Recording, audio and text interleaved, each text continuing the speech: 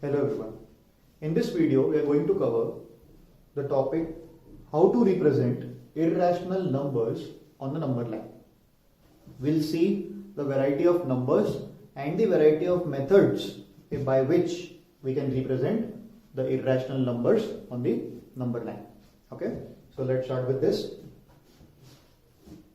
पहले तो हमें ये जानना होगा कि इररेशनल नंबर्स कैसे होते हैं, कौन से होते हैं. इररेशनल नंबर्स में आता है √2, √3, √5, √7 and so on. All those numbers whose perfect root cannot be finded out. Okay. Also we can have decimal numbers within the square root.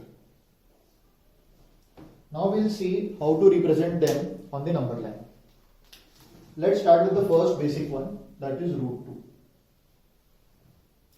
√2 बनाने के लिए सबसे पहले एक बेसिक लाइन पर स्टार्टिंग पॉइंट या 0 मार्क करेंगे और यहां से 1 यूनिट जो कि जिसका साइज आप कुछ भी ले सकते हैं, 1 सेंटीमीटर हो सकता है, 2 सेंटीमीटर हो सकता है, 3 सेंटीमीटर हो सकता है. 1 सेंटीमीटर का साइज छोटा होने के कारण राउंडर के जो मार्किंग्स होती हैं उसमें दिक्कत आती है, डायग्राम बहुत छोटा बनता है, क्लैरिफाई नहीं हो पाता. तो उसके लिए हम कम से कम 2 सेंटीमीटर को मार्क करते हैं, जहां पर हम मेंशन करते हैं कि हम 2 सेंटीमीटर को 1 यूनिट ले रहे हैं. This is important. तो ये आपका 1 यूनिट का पॉइंट है, which is actually measuring 2 centimeter on paper. From this point, we have to construct a perpendicular with the help of rounder. Perpendicular जो है उसका भी लेंथ आपको 1 यूनिट रखना है. Again that is 2 centimeter now, but that is 1 unit. So we'll represent a 1 here, and we can mark it as point A and point B. Okay. और जब आप इस O पॉइंट को B से mark करेंगे तो ये जो आपको हाइपोटेनस मिल रहा है, this hypotenuse is √2 units. This hypotenuse is √2 units. इनको हम बहुत इजीली वेरीफाई कर सकते हैं. इस राइट एंगल ट्राइंगल पे आप पाइथागोरस थ्योरम लगा लीजिए, तो 1 स्क्वायर प्लस 1 स्क्वायर का root that is √2. So we got a √2. Now इसको हमें नंबर लाइन पे लेकर आना. तो हमें क्या करना होगा कि यहां से take the radius equal to OB and draw an arc. That arc will somewhere cut on the number line, main line which we have drawn. इसको हम मार्क कर देंगे पॉइंट C. और जब भी हम कोई आर्क कट करते हैं जिस रेडियस की, तो वो रेडियस यहां पे जो आर्क, ये जो डिस्टेंस आया है वो भी इसी रेडियस के बराबर होगा. तो अगर ये √2 है तो ये जो रेडियस हमारे पास यहाँ जो पार्ट बन रहा है O से लेके C तक का, this is also √2. So on the number line, finally you mark as OC is equals to √2 units. √2 units. इस तरीके से हम √2 को मार्क करते हैं. √2 को रिमाइंड रखने के लिए आपको सिर्फ इतना करना है कि आपको 1 बेस पे 1 परपेंडिकुलर, 1 यूनिट का परपेंडिकुलर बनाना है और आपको हमेशा √2 यूनिट रेडी होगा. ना ये तो बेसिक है. जितनी भी मेथड्स से हम इरेशनल नंबर्स बनाते हैं, √2 का फॉर्मेशन फिक्स है ना, इसी तरीके से आपको प्रेजेंट करना है. अब जब आप √3 के लिए जाते हैं तो आपके पास मल्टीपल अप्रोच है. मैं आपको कुछ मेथड्स बता रहा हूं, आप जो भी मेथड इसमें से कंफर्टेबल आपको लगती है कि आप ये मेथड में ज्यादा इजी लग रहा है आपको, वो मेथड अपन यूज कर सकते हैं. देखिए, √3 बनाने के लिए भी हमें पहले √2 को प्रिपेयर करना होता है. √2 के ऊपर अगर आप 1 यूनिट का परपेंडिकुलर इस लाइन पर ड्रॉ करते हैं, यहां पर ये आपको 1 यूनिट का परपेंडिकुलर एक ड्रॉप करना होगा यहां से. ओके. और कोई C पॉइंट अपन इसको नाम दे देते हैं. अब जब आप O से C को ज्वाइन करेंगे तो ये जो हाइपोटेनस हमारे पास अब जनरेट हुआ है, ये √3 यूनिट्स है. This is √3 units. इसको वेरीफाई कर सकते हैं √2 और 1 पे पाइथागोरस थ्योरम लगा के.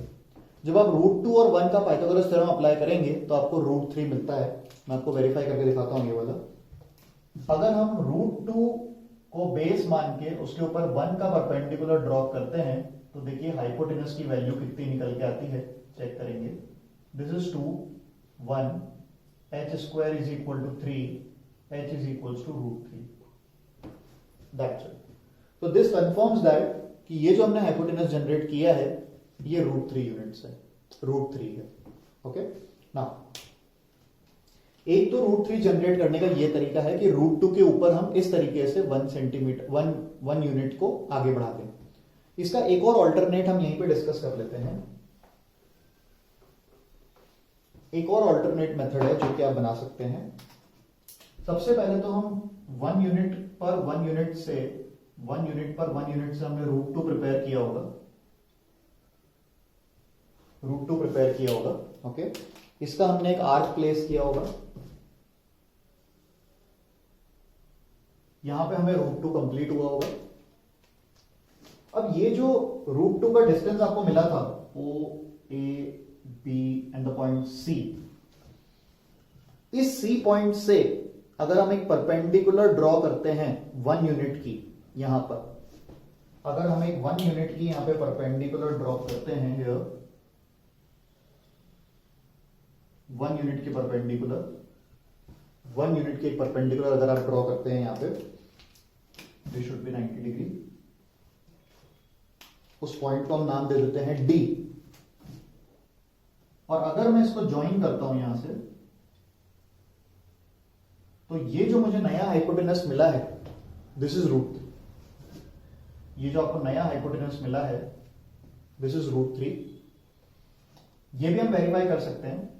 ये हमारे पास √2 था जो हमने पहले मार्क किया था, √2 को हमने मार्क किया था O से लेके C तक। √2 पे हमने 1 का परपेंडिकुलर ड्रॉ किया, यही वाला केस हो गया। √2 पे 1 का परपेंडिकुलर और आपको मिला √3 का हाइपोटेनस। और इसको भी आपको नंबर लाइन तक लेके आना होगा, तो उसके लिए हमें दोनों ही केसेस में O से C का रेडियस लेके, O से C को राउंडर पे रेडियस लेकर आप एक आर्क ड्रॉ करेंगे। वो आर्क जहां भी कट करेगी वहां तक का डिस्टेंस √3 हो जाएगा। Okay and same here also, ये जो OD है इसका आर्क जब कट होगा, OD के बराबर जब आर्क कट होगा, so this complete distance will be √3, right. तो हम दो तरीके से जा सकते हैं, या तो हम एक के ऊपर एक इस तरीके से स्पाइरल फॉर्म में आगे बढ़े, ओके स्पाइरल मेथड इसको कहते हैं, और या तो हम लीनियरली आगे बढ़ सकते हैं। लीनियरली आप आगे बढ़ सकते हैं, इसमें शेप बड़ा होता जाता है, आगे टर्निंग आती है, फिर आपको आर्क पूरी बना के लानी होती है यहां तक। इसमें ये होता है कि आप स्टेप बाय स्टेप 1-1 सेंटीमीटर आगे बढ़ाते हैं और एक एक पॉइंट आगे आर्क बनती जाती है। तो ये दो मेथड्स हैं इर्रेशनल नंबर्स को मार्क करने के लिए। अगर मैं √5 का थोड़ा आपको एक्सटेंशन दिखाऊं, तो √5 में मेरे पास क्या क्या अप्रोचेस हैं वो देखिएगा। पहले तो हम इसी को एक्सटेंड कर सकते हैं। अगर हम इसी के ऊपर 1 यूनिट का एक परपेंडिकुलर ड्रॉ करें, तो ये तो आपको √4 मिला होगा, √4 यानी कि 2 यूनिट्स मिल गया होगा, which is not a rational number. उसके बाद जब हमने दिस इज √4, इस पे जब हमने 1 यूनिट का परपेंडिकुलर ड्रॉ किया होगा, और ये जो मेरे को आर्क मिल रही है दिस इज √5, दिस इज √5। हम 1 बाय 1 एक एक करके नंबर बढ़ाते होते हैं। स्पाइरल मेथड में एक एक करके रूट की वैल्यू बढ़ती है ना, √2, √3, √4, √5, 6, 7, 8 and so on, you can go on, it can go on. Okay अब इस √5 की मेरे को आर्क, जो भी मेरी आर्क होगी, लेंथ होगा, आर्क का लेंथ होगा, उसे हमें कट करना होगा एक पर्टिकुलर पॉइंट पे आके, और हम √5 को हमारी नंबर लाइन पे मार्क कर सकते हैं। अगर हम इस केस को फॉलो करते हैं, अगर आप ये मेथड फॉलो कर रहे हैं, तो आप 3 तक आ चुके हैं। आपको एक यहां से 1 सेंटीमीटर का परपेंडिकुलर और लगेगा, दिस इज √4, ओके, जिसका आपको एक आर्क लगेगा। After that you need to again draw a perpendicular of 1 unit, and the next hypotenuse that we get is √5, is √5. Okay, the middle one that we have got is √4 actually, which is 2. So either you can draw √5 on moving from √2 till √5, or likewise √2 to √5. Otherwise we can directly draw √5 without starting from root 2. Let's see how.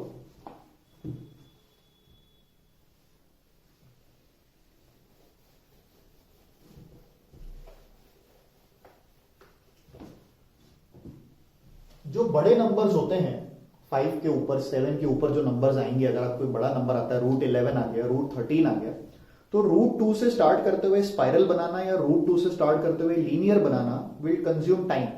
It will take more number of steps, so that is not preferred. तो हमारे पास कोई direct approach होना चाहिए. वो approach हमारे पास इस method के through आता है. अगर मान लीजिए आपको रूट 5 डायरेक्ट बनाना है या कोई भी बड़ा नंबर रूट 5 की जगह आ जाए, तो आपको क्या करना है, हम इसको हाइपोटेनस की जगह एक्सपेक्ट कर रहे हैं, हम इसको h ले लेंगे. फिर आती है बात बेस और परपेंडिकुलर की. बेस आप खुद कंसिडर करते हैं.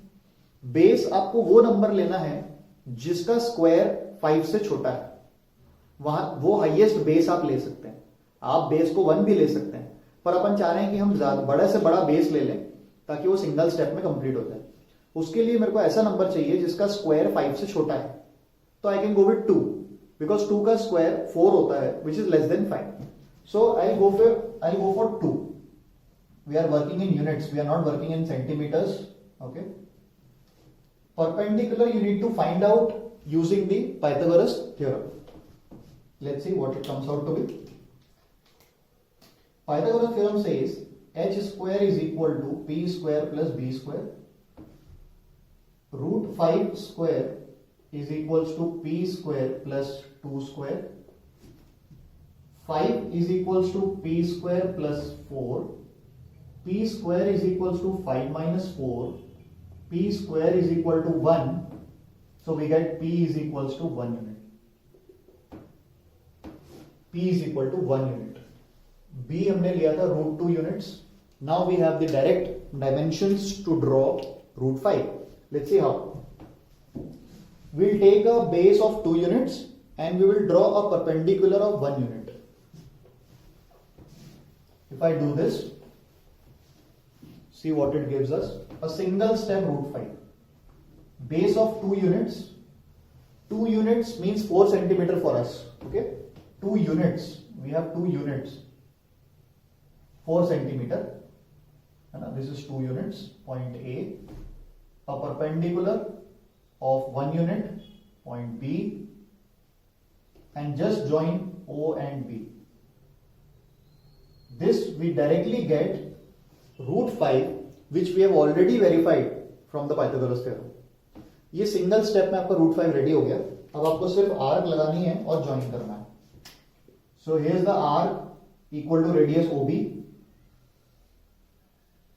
Let it be some point C.